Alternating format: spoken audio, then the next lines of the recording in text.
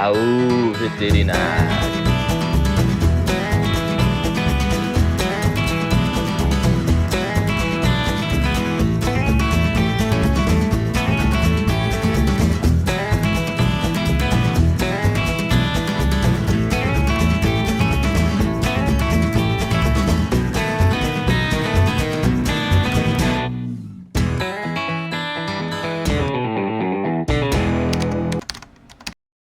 O sistema reprodutivo da cabra e ovelha consiste em ovários, tubas uterinas ou ovidutos, útero, cérvix, vagina, clitóris e vulva.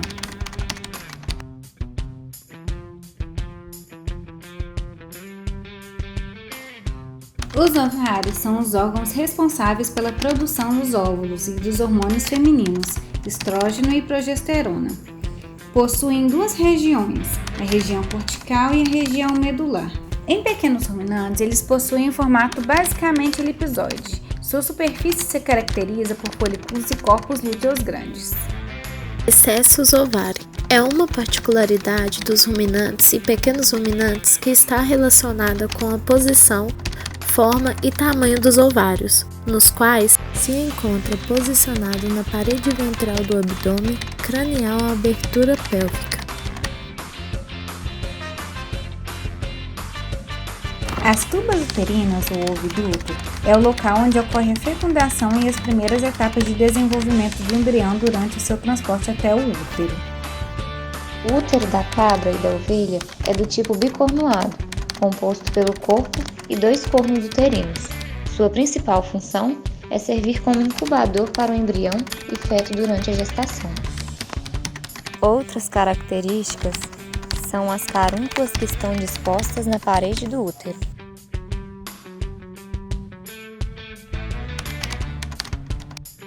A cérvix ou colo uterino é um órgão fibroso, tubular, que separa a cavidade uterina da cavidade vaginal. Apresenta em sua parede interna uma série de dobras rígidas denominadas anéis em números de 4 a 5. Na cabra, os anéis cervicais são alinhados, formando um lúmen sem obstrução. Porém, na ovelha, a disposição dos anéis é desalinhada, causando obstrução parcial do canal cervical.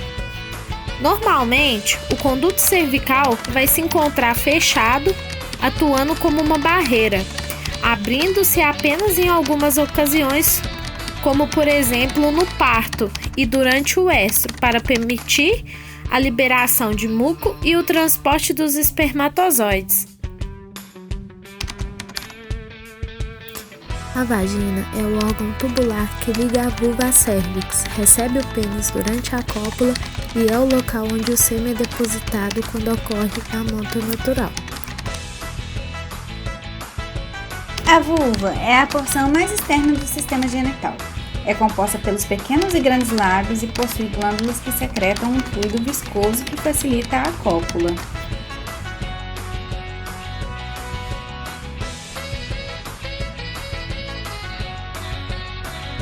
Características do ciclo estral.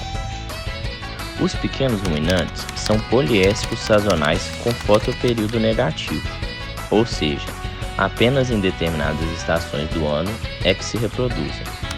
A influência do fotoperíodo é marcante, tanto nos machos quanto nas fêmeas, de raças oriundas do hemisfério norte, que iniciam seu ciclo reprodutivo anual em função da diminuição da intensidade de luz diária, marcadamente no outono, sendo considerados animais poliéstricos estacionais de dias curtos ou fotoperíodo negativos. Na ausência de luz, a glândula pineal sintetiza e secreta melatonina, hormônio diretamente responsável pela atividade reprodutiva, que transmite informações relativas ao ciclo luz-escuro para a regulação fisiológica do animal, refletida em estacionalidade ou ciclicidade estral. Em relação ao Brasil, considerando a pouca variação de luz durante todo o ano, especialmente próximo à linha do Equador, esta estacionalidade pode ser diminuída ou findada. Contudo, além dos fatores de luz, é necessário levar em conta, para a atividade reprodutiva, a nutrição dos animais, o clima local e as condições sociais entre os animais e características raciais, sendo possível que esses animais não tenham a sazonalidade e apresentam ciclo estral durante todo o ano. Por fim, é importante destacar que o ciclo estral das cabras tem duração de 21 dias, semelhante aos bovinos. Por outro lado, as ovelhas contam com um ciclo estral mais curto, totalizando 17 dias. Porém, destaca-se que tanto as cabras quanto as ovelhas apresentam de 2 a 4 ondas foliculares.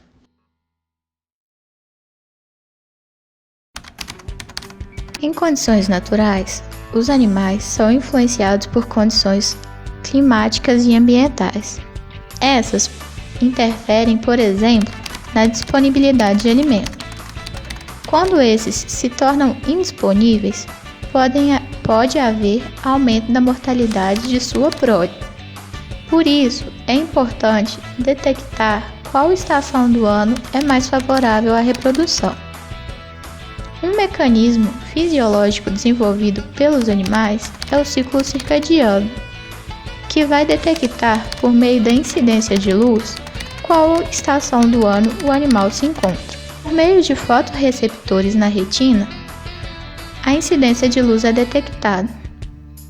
Essa informação é enviada ao núcleo supraesquiático do hipotálamo, segue pelo gânglio cervical superior, passa por fibras ganglionares posteriores e chega à glândula pineal. A glândula pineal vai produzir melatonina. A melatonina vai agir no hipotálamo, especificamente na sua porção ventral, no núcleo pré-óptico e arqueado. Esses núcleos vão secretar GNRH, que por meio do sistema porta vai atingir a hipófise. A adenohipófise vai produzir FSH e LH.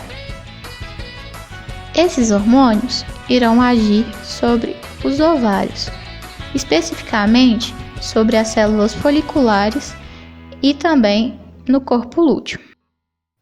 O FSH e o LH induzirão o desenvolvimento e a ovulação do folículo.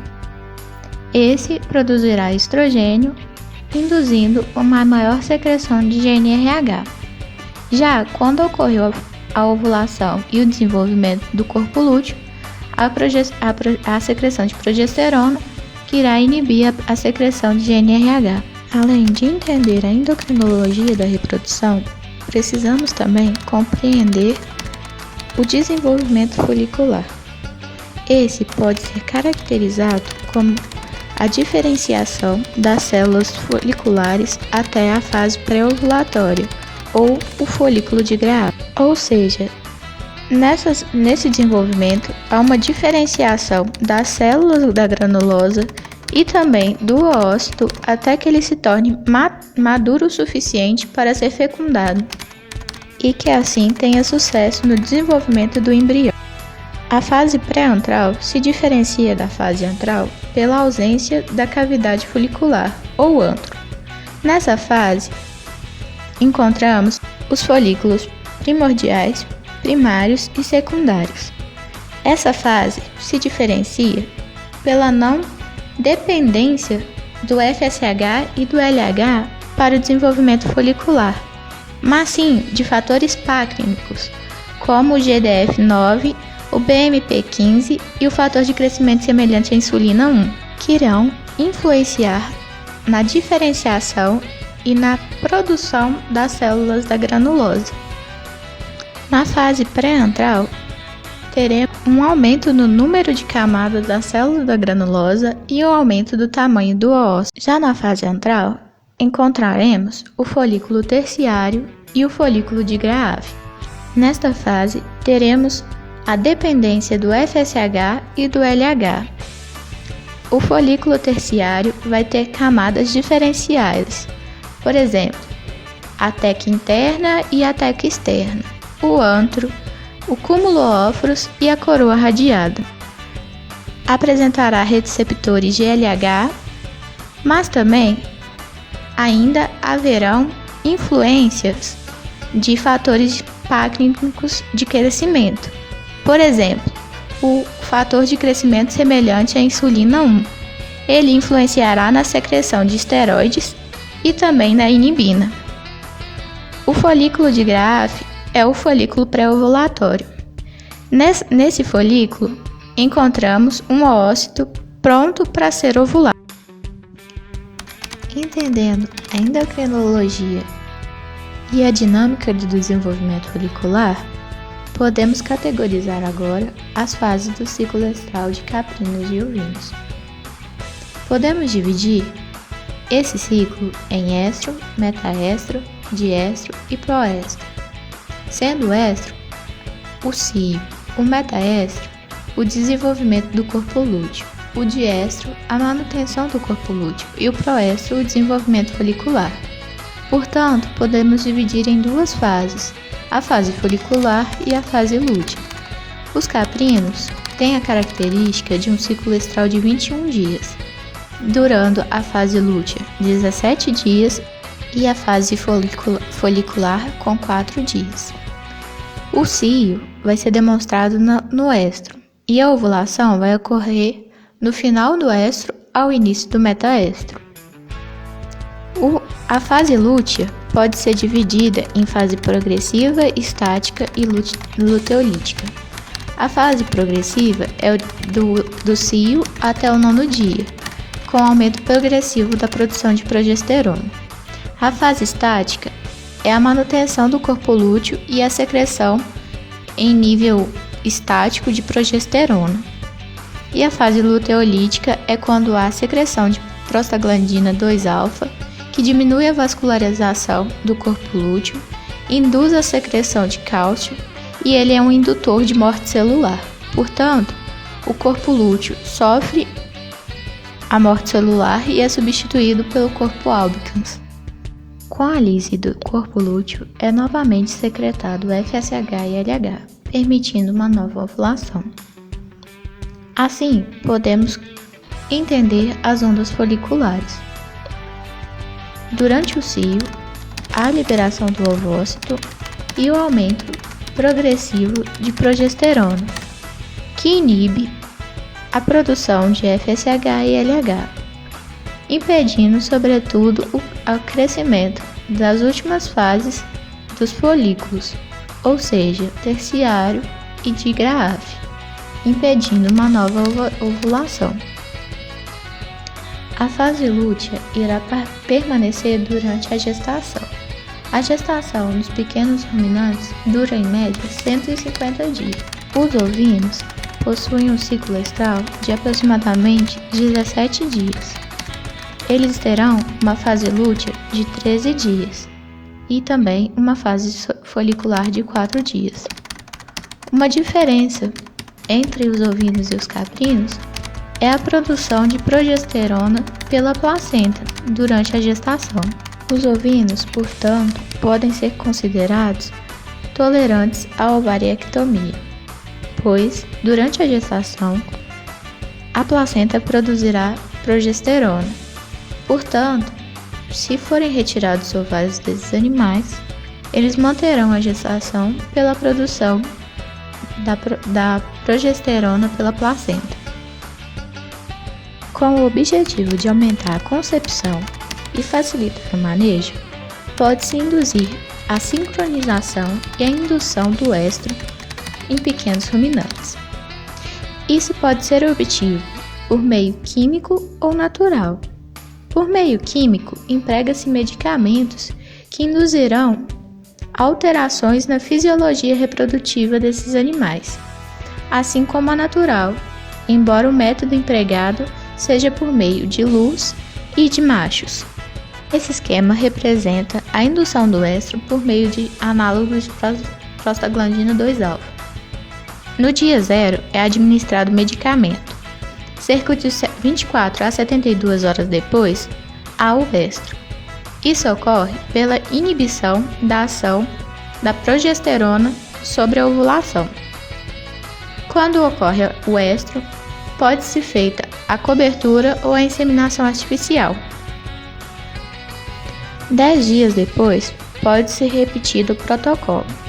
É importante salientar que a fêmea não deve sair gestante, pois a prostaglandina 2-alfa pode induzir ao aborto. Né! Né! Né!